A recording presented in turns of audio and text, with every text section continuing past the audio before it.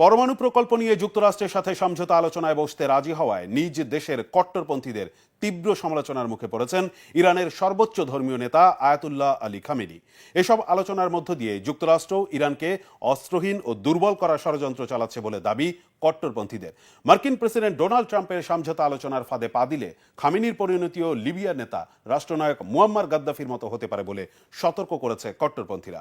হিজল Zubair desk রিপোর্টে বিস্তারিত। পরমাণু প্রকল্প নিয়ে সমঝোতা আলোচনার নামে ইরানকে ফাঁদে ফেলার ষড়যন্ত্র করছে যুক্তরাষ্ট্র ও ইসরায়েল। কোনোভাবেই এই ফাঁদে পা দেয়া যাবে না। এর মধ্য দিয়ে ইরানকে লিবিয়ার মতো ধ্বংসস্তূপে পরিণত করতে চায় পশ্চিমারা। যুক্তরাষ্ট্রের সাথে আলোচনায় বসার আগ মুহূর্তে সর্বোচ্চ ধর্মীয় নেতা আয়াতুল্লাহ আলী খামেনিকে এই জোরালো সতর্কতা জানাচ্ছে ইরানের কট্টরপন্থীরা। শনিবার তেহরানের চলমান পরমাণু প্রকল্প নিয়ে ওমানে আলোচনায় বসবে যুক্তরাষ্ট্র ও ইরানের প্রতিনিধি দল। ওয়াশিংটন এটিকে সরাসরি আলোচনা দাবি করলেও তেহরান বলছে এটি পরোক্ষ আলোচনা। ইরান পরমাণু অস্ত্র তৈরির উদ্দেশ্যে দ্রুত গতিতে ইউরেনিয়াম পরিশোধনের মাত্রা বাড়াচ্ছে, এমনটাই দাবি যুক্তরাষ্ট্র ও ইসরায়েলের।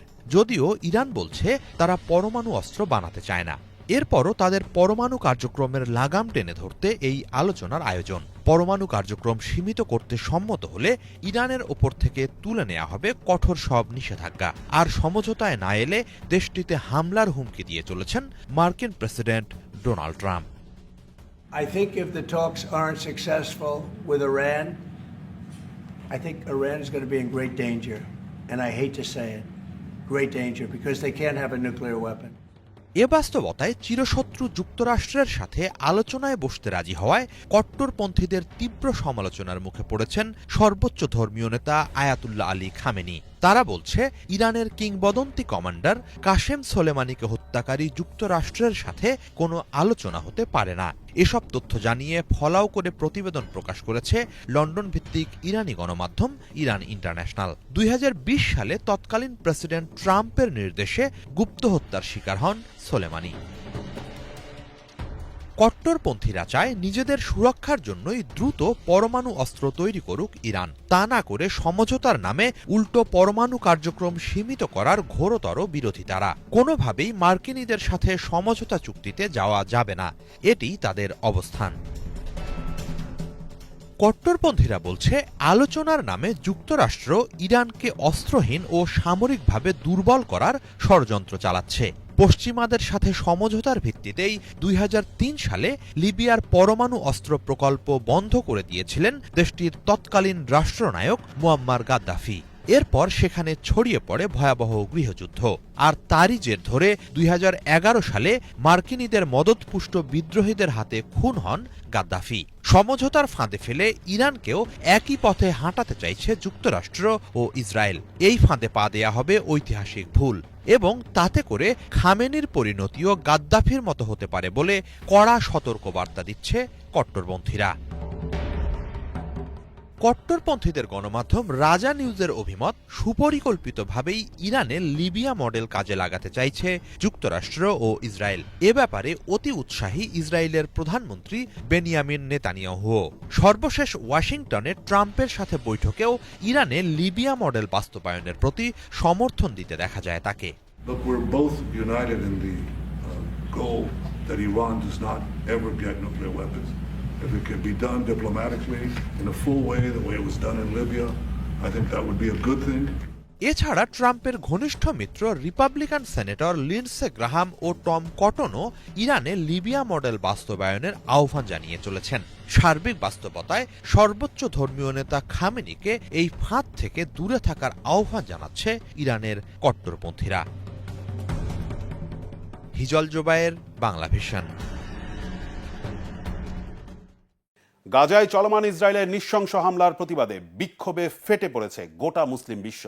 ইসরায়েলি আগ্রাসনের প্রতিবাদে ও গাজাবাসীদের প্রতি সংহতি জানিয়ে বিক্ষোভ হয়েছে লিবিয়া, ইয়েমেন, পাকিস্তান সহ বিশ্বের দেশে দেশে। বিস্তারিত ডেস্ক রিপোর্টে। গাজা ইসরায়েলের ভয়াবহ হামলা এখনও চলমান।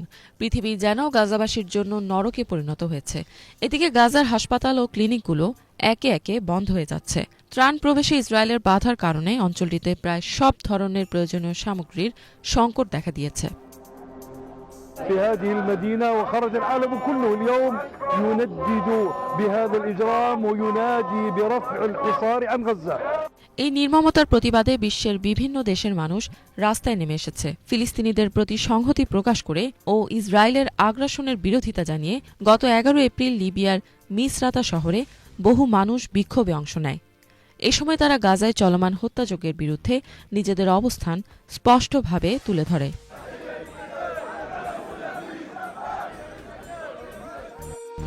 এদিন গাজাবাসীর প্রতি সমর্থন জানিয়ে ফিলিস্তিনের পতাকা নাড়ান লিবিয়ার বিক্ষোভকারীরা। এ সময় তাদের হাতে কিছু প্ল্যাকার্ড ছিল, যেখানে লেখা ছিল পবিত্র কুরআনের আয়াত।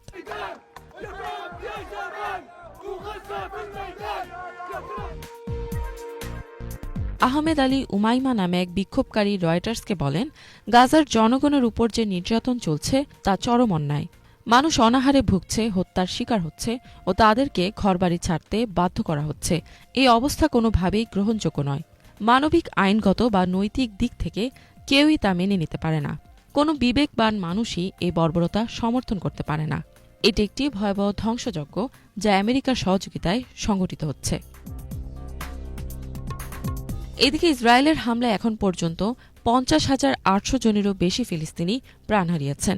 পুরো এলাকাই পরিণত হয়েছে ধ্বংসস্তূপে।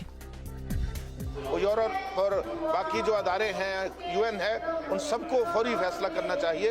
इसराइल की बर्बरियत को रोकने के लिए इकदाम करने होंगे। এদিকে পাকিস্তানের দ্বিতীয় বড় শহর লাহোরের রাস্তায়ও গত 11 এপ্রিল হাজারো মানুষ জমায়েত হয়ে গাজাবাসীদের প্রতি সংহতি প্রকাশ করে বিক্ষোভ করেছে। এই বিক্ষোভের আয়োজন করে দেশটির অন্যতম প্রধান ইসলামী রাজনৈতিক দল জামায়াতে ইসলামী। দলটি সারা দেশব্যাপী ইসরায়েলের বিরোধিতা ও ফিলিস্তিনিদের প্রতি একাত্মতা জানিয়ে প্রতিবাদের ডাক দেয়। পাশাপাশি ইসলামাবাদ, করাচি ও অন্যান্য শহরগুলোতেও ছোট পরিসরে প্রতিবাদ কর্মসূচি হতে দেখা গেছে। তবে লাহোরেই দেশের সর্ববৃহৎ সমাবেশটি হয়েছে। গত এক সপ্তাহে ইসরায়েলি বাহিনীর সাম্প্রতিক হামলাগুলোর কারণে গাজা শহরের হাজার হাজার মানুষ তাদের একমাত্র বিশুদ্ধ পানির উৎস থেকে বঞ্চিত হয়েছে। গাজার পৌর কর্তৃপক্ষ জানিয়েছে, ইসরায়েলের পানি সরবরাহকারী সংস্থা তাদের পানি সরবরাহ বন্ধ করে দিয়েছে। ইফাত জাহান, বাংলাভিশন।